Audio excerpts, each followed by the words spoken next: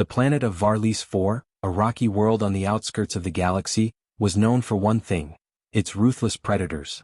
It wasn't just the wildlife that made the planet infamous, but the alien slavers who roamed its streets, preying on the weak and vulnerable. In the heart of Varlis IV's capital, an underground market buzzed with life. This market wasn't for luxury goods or delicacies. No, this was where the galaxy's worst criminals made their living. The slavers dealt in flesh, capturing innocent beings from across the galaxy, selling them as slaves to the highest bidder. Among the crowd, a young girl named Lyra moved with purpose. Her dark eyes scanned the faces of those she passed, always alert, always cautious. She was small for her age, no more than 15, but there was an air about her that suggested she was anything but helpless. In a world where weakness was preyed upon, Lyra had learned to survive. She was fast, smart, and most importantly, she was skilled. What the slavers didn't know as they hunted for their next victim was that Lyra was not just any ordinary girl. She was the apprentice to the greatest warrior who had ever walked the galaxy, Tatsu the Shinobi. Lyra had trained under Tatsu's brutal guidance since she was 5 years old, learning the ways of the ancient warriors. Her every movement was precise, calculated, and deadly. Tatsu had taught her the art of the Shinobi, a style of combat that was as much about stealth and deception as it was about raw power. Every step she took was a silent whisper on the wind, every breath calculated for maximum focus. The slavers, arrogant in their pursuit of easy prey, had no idea the storm they were about to unleash. The sun had just dipped below the horizon, casting long shadows over the city. Lyra moved with purpose, slipping through the crowded streets like a shadow herself. Her eyes flicked to every corner, every alley, every face. She had learned early on that the world was full of dangers, and Varlis IV was no exception. The slavers had been watching her for days, their eyes lingering just a little too long every time they saw her. But Lyra knew she was being followed. She always knew. Her senses were sharper than most, and her training had prepared her for this moment. She turned a corner and ducked into an abandoned alley, her body pressing against the cold, grimy wall as she waited. She could hear the footsteps of the slavers approaching, their heavy boots clanking against the concrete. Their laughter echoed through the darkened street, confident in their hunt. "What do you think, boss? You think she'll put up much of a fight?" one of the slavers sneered. The leader, a tall, burly alien with glowing red eyes, grunted. "She's just a girl. We've taken bigger, tougher ones. She won't last long." Lyra's lips curled into a faint smile. They had no idea what they were up against. The slavers rounded the corner and Lyra moved, swift as a shadow. Before they could react, she was on them, her movements fluid and precise. The first slaver went down without a sound, her foot striking the side of his head with the force of a crushing blow. He crumpled to the ground, unconscious before he hit the floor. The others barely had time to draw their weapons. Lyra was already in motion again, her body a blur. She disarmed one of them with a flick of her wrist, sending his blaster skidding across the floor, before disabling another with a sharp strike to his knee. The third slaver had time to raise his weapon, but it was too late. Lyra was already on him, her fist connecting with his throat in a vicious, targeted blow. The last slaver, the one who had spoken to the leader, stood frozen in shock, his eyes wide as he stared at the young girl who had taken down his comrades in mere seconds. Lyra's eyes narrowed and she took a step forward. "Leave," she said softly, her voice cold, devoid of emotion. "Now." The slaver didn't hesitate. He turned on his heels and ran, fear etched into his features. Lyra didn't chase him. She didn't need to. The slavers would think twice before hunting her again. But that wasn't the real reason she had fought. As she turned to leave the alley, Lyra's eyes met the leader's unconscious form. He would live to see another day, but this encounter wasn't over. The hunt had only just begun. Lyra walked away from the alley, her thoughts already moving to the next challenge. She had not been reckless. The slavers would learn not to underestimate her. But there was still much to be done. There was a war coming. One that would test everything she had been trained for. And in the shadows of the galaxy, the city of Varlis IV was silent again, but only for a moment. The streets were still, as though holding their breath in the aftermath of Lyra's brief but brutal confrontation. The slavers' blood had already begun to seep into the cracks in the alley, the only evidence of the chaos she had unleashed. Yet, the real danger hadn't come for her yet. As Lyra moved through the dark streets, her mind wandered back to her master, Tatsu. He had trained her for years in the ways of the shinobi, pushing her to be something beyond ordinary, a weapon honed to perfection. But it wasn't just the physical training that had shaped her. It was his lessons in patience, in strategy, in surviving in a galaxy that cared little for those who couldn't fight back. She paused at the edge of a narrow bridge, looking out over the neon-lit expanse of the city. Somewhere out there, hidden among the endless web of criminals and mercenaries, lay the true enemies who had sent the slavers after her. These weren't simple bounty hunters or street-level thugs, they were far worse. And they would come for her. The slavers' mistake.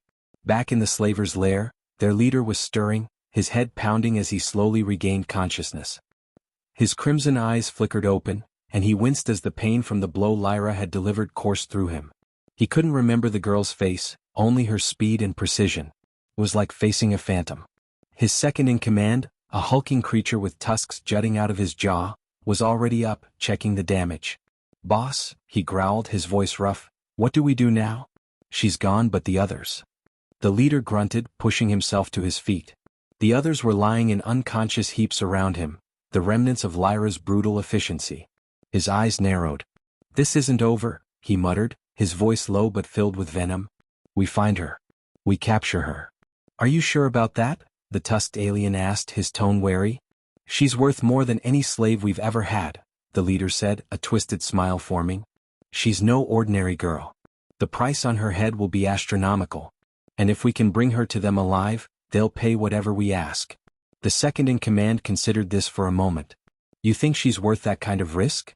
"I don't think she'll be that difficult to catch." The leader's grin widened. "We'll use the bounty hunters. Bring her in alive, she's a prize, not a target." But as he spoke, deep inside the labyrinth of his own thoughts, the leader wasn't so sure. He had underestimated her once. And in his experience, underestimating an opponent was the surest way to get killed. A hidden enemy. Meanwhile, far from the bustling streets of Varlis IV, the true mastermind behind the hunt observed everything through a veil of silence. High above the planet, hidden within a cloaked ship of unknown origin, a figure watched through a holographic display. The ship was stationed just beyond the atmosphere, its sensors feeding every moment to the leader aboard. He had been watching Lyra for weeks, studying her every move. This was no coincidence. The slavers had been hired by someone with deep pockets, someone who knew the value of a shinobi's apprentice. This wasn't about profit, it was about sending a message. The figure leaned forward, adjusting the settings on the holoscreen. His face remained hidden in the shadows, but his piercing gaze was unmistakable. He'd been waiting for a signal. And now that signal had arrived. Lyra, unknowingly, had set off a chain of events that would shake the very core of the galaxy. Tatsu's warning. Back in the secluded training grounds on the distant moon of Ashoku, Tatsu stood in the midst of his usual training regimen. His sharp eyes never left the blade in his hands as he executed a series of rapid strikes through the air, his movements smooth and precise. Yet even in the midst of his focus, his mind was elsewhere. His old instincts were kicking in, the feeling that something was coming. Something dangerous. He stopped mid-swing, his breath steady, his heart calm, yet his thoughts were anything but. Lyra had crossed a line that day. No longer just a student, she was now a target.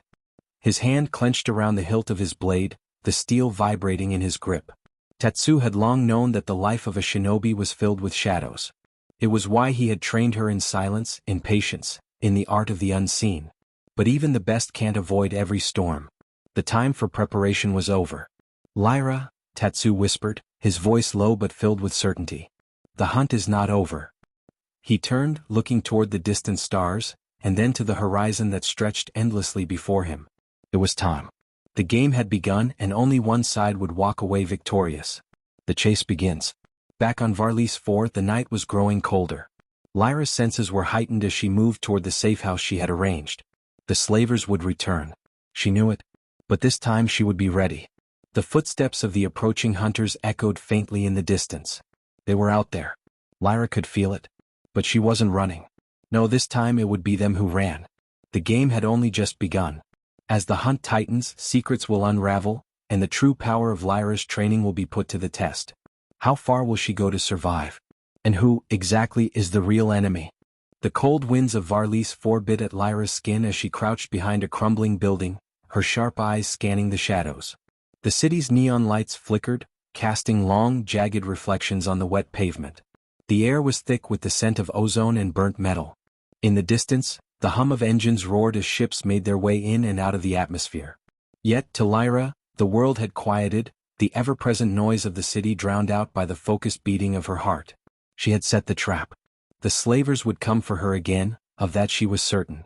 She had baited them, deliberately letting them think she had gone to ground, slipping away into the underbelly of the city, where they would believe her to be hiding. She wasn't running anymore. She was preparing to make them feel the weight of their mistake. But this time there was something else hanging in the air, something she couldn't shake. The silent watchfulness, the way the shadows seemed deeper than usual, the eerie stillness. There were more eyes on her now. Lyra wasn't alone. The flicker of movement at the corner of her vision pulled her from her thoughts. A figure emerged from the shadows, tall and menacing, moving with the grace of a predator. Lyra's muscles tensed, and her hand instinctively reached for the blade at her side. But the figure stepped into the light, revealing a familiar face. "Tatsu," she whispered under her breath. Her master stood before her, his weathered face a mask of calm and certainty. The black cloak he wore billowed behind him, its edges blending with the darkness of the night. His eyes, usually sharp with focus, now held a trace of concern, an emotion Lyra hadn't seen often in him. "You've been busy," Tatsu said, his voice low and controlled. Lyra straightened but didn't lower her guard. "I'm fine. I can handle this." "You're not ready for what's coming," Tatsu replied, his gaze piercing through her as if seeing into the very depths of her soul. "They aren't just slavers, Lyra. They're pawns." Lyra's brow furrowed. She had known something didn't add up. The slavers weren't the only players in this game, but she hadn't realized just how deep the web went. "Pawns?" she echoed, her voice sharp. "To whom?" Tatsu's eyes darkened. "To someone far worse than you've ever faced. This is no longer about you or me. This is about the galaxy." Lyra swallowed, the weight of his words sinking into her like a stone. "What do they want with me?" "Not just you," Tatsu said, his expression hardening. "They want your bloodline. They want the last of the Shinobi." A sick feeling twisted in Lyra's gut. The Shinobi, her ancestors, warriors who had mastered the art of the silent blade, long thought to be extinct. Tatsu had taken her in, training her in their ways, and now, it seemed, her blood had become a target. "Who are they?" she asked, her voice quiet but determined. "They're not from this galaxy," Tatsu replied, his tone grave. "But they've been watching us for centuries. They've tracked down every last shinobi and exterminated them. All except for you." Lyra's mind raced. Her blood, the legacy of the shinobi, was something the galaxy's most powerful and dangerous factions would kill for. It was the last connection to an ancient order of assassins, an order that had vanished long ago, leaving only whispers and legends behind. And now those whispers had become a deadly hunt. "They'll stop at nothing to claim you," Tatsu continued. "And they'll use anyone and anything in their path to get to you. The slavers were just the beginning." Lyra's fists clenched. She had never been one to run, but now the stakes were higher than she could have ever imagined. They weren't just after her, they were after everything she was. "I won't let them take me," she said, the fire in her voice unmistakable. Tatsu studied her for a moment as though weighing her words. "You're stronger than you know. But strength alone won't save you.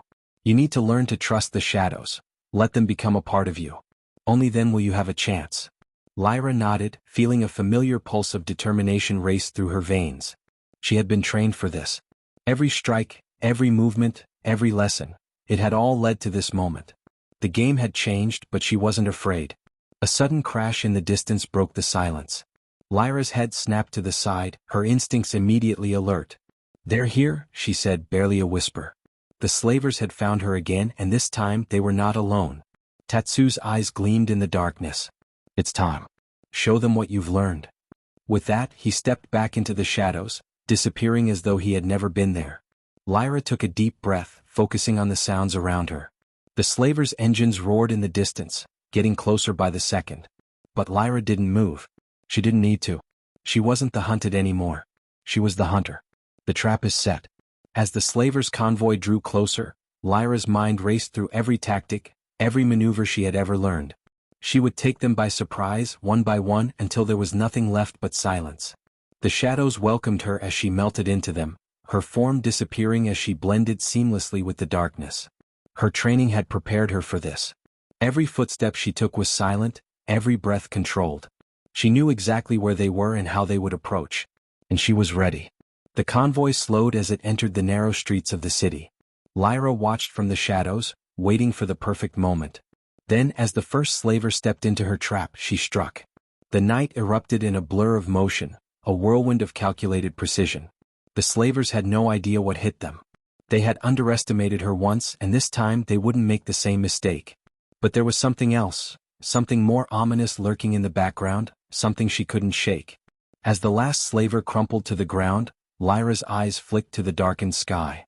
A ship hovered above, cloaked and silent, its shadow casting an eerie presence over the city. This was far from over.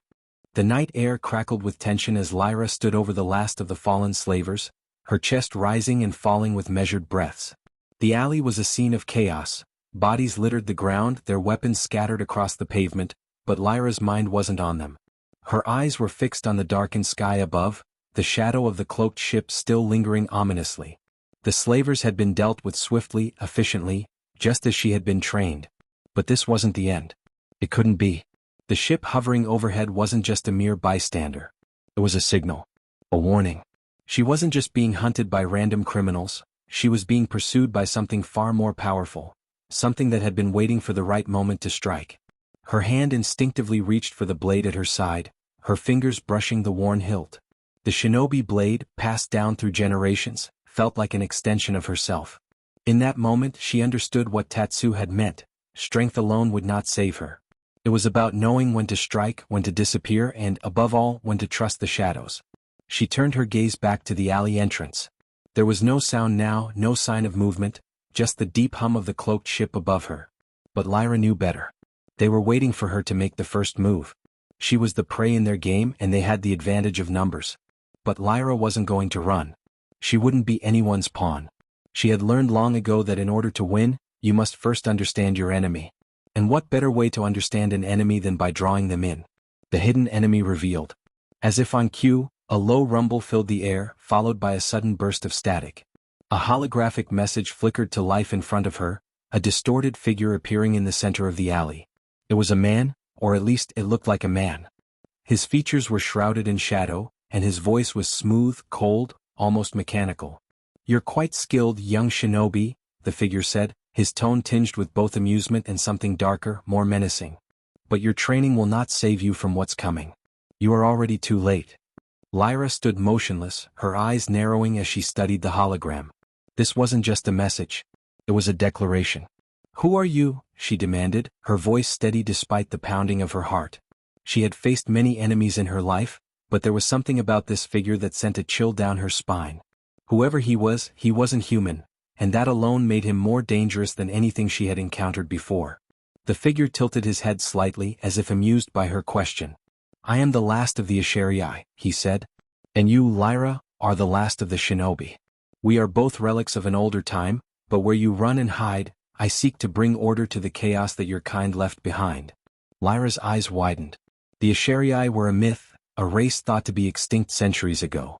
Their name had been whispered in the dark corners of history, but few had ever known the truth about them. "Why do you want me?" she asked, her grip tightening around her blade. The SCI-FI's holographic form seemed to smile, though it was a twisted, unsettling expression. "You hold the last of the shinobi's bloodline. I need that power, your power. With it, I will shape the galaxy to my vision. You will serve me one way or another." Lyra clenched her jaw, the weight of his words settling on her like a heavy stone. They had been after her bloodline all along. This wasn't just about survival, it was about control. The SCI-FI had been watching her, waiting for the right moment to strike, and now they were ready to claim what they believed was theirs. But Lyra wouldn't let them. She wouldn't be a pawn in anyone's game. "Not today," she muttered, her voice low but resolute. The final showdown. Without warning, the hologram flickered and vanished, leaving only the silence of the night. Lyra's eyes darted around the alley, every sense heightened. She knew they were coming. The SCI-FI weren't just watching anymore. They were preparing to make their move. The ground trembled beneath her feet as the cloaked ship above her shifted, its engines powering up. A sudden blast of energy struck the ground near her, sending debris flying through the air.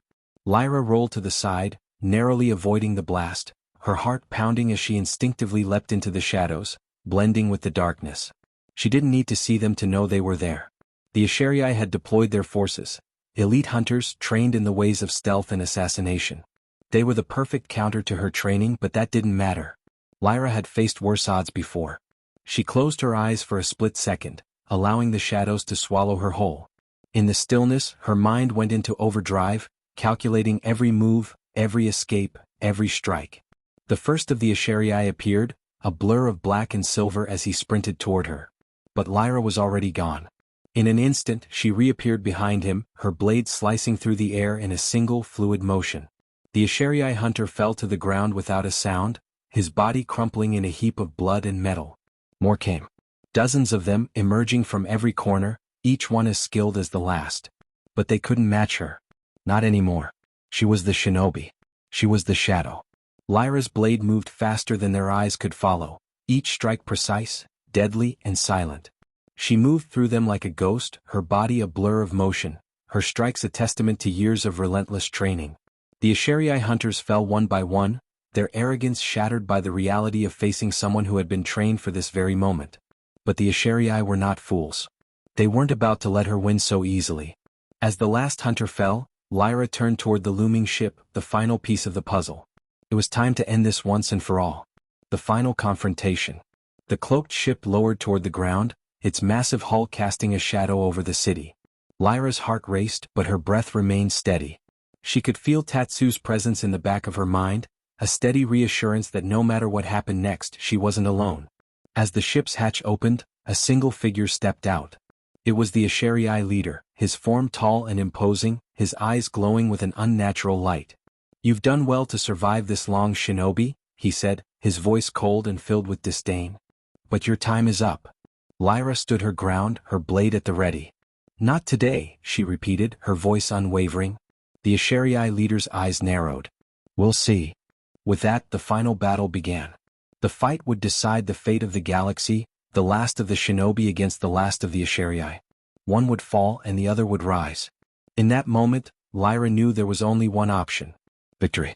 With the battle ending, one truth remains. Lyra's legacy, the last of the Shinobi, is now more than a name, it's a symbol of hope for the galaxy. Her strength, her will, and her bloodline have made her the most dangerous woman in the universe. But the war isn't over yet. Stay tuned for the next chapter of Lyra's journey, and don't forget to subscribe.